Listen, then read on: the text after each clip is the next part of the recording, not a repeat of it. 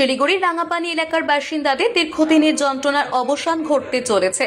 বুধবার কেন্দ্র সরকারের অর্থানুকূল্যে প্রায় 70 কোটি টাকা ব্যয়ে 5 নম্বর লেভেল ক্রসিং এ একটি উড়ালপুল নির্মাণের শিলান্যাস করা হলো। দার্জিলিং লোকসভা কেন্দ্রের সাংসদ রাজু বিস্তা এই প্রকল্পের শিলান্যাস করেন। তবে একদিকে রাঙাপানিতে খুশির হাওয়া থাকলেও ইস্টার্ন বাইপাসে ঠাকুরনগর রেলগেটের দুর্ভোগের কোনো সুরাহা না হওয়ায় স্থানীয়দের মধ্যে ক্ষোভ এবং বঞ্চনার সুর রয়ে গিয়েছে। রাঙাপানি লেভেল ক্রসিংটি দীর্ঘ সময় ধরে স্থানীয়দের কাছে এক মরণ ফাঁদ হয়ে দাঁড়িয়েছিল।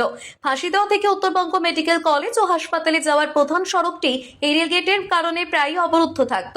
ট্রেনের চাপ এবং মালগাড়ির যান্ত্রিক বিভ্রাটের ফলে ঘন্টার পর ঘন্টা যানজটে আটকে থাকতে হতো সাধারণ মানুষকে। সবচেয়ে উদ্বেগজনক বিষয় ছিল অ্যাম্বুলেন্স এবং দমকলের মতো জরুরি পরিষেবাগুলি এই গেটে আটকে পড়া। বহুবার মুমূর্ষু রোগীদের নিয়ে অ্যাম্বুলেন্সকে গেট খোলার জন্য দীর্ঘক্ষণ অপেক্ষা করতে হয়েছে।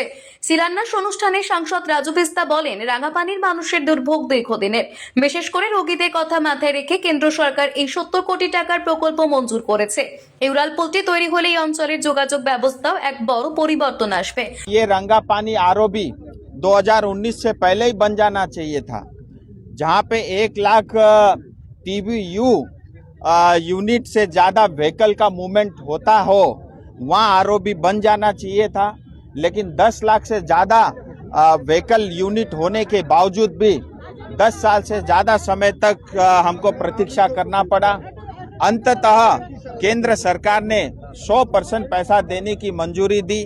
इस योजना के लिए पहले स्टेट ने 50%, केंद्र ने 50% पैसा देना था, लेकिन जब राज्य सरकार ने मना कर दिया, पश्चिम बंगाल सरकार ने, तब केंद्र ने 100% जो है बजट सैंक्शन करा करके आज इसका कार्यक्रम, शिलान्यास का कार्यक्रम संपन्न हुआ है।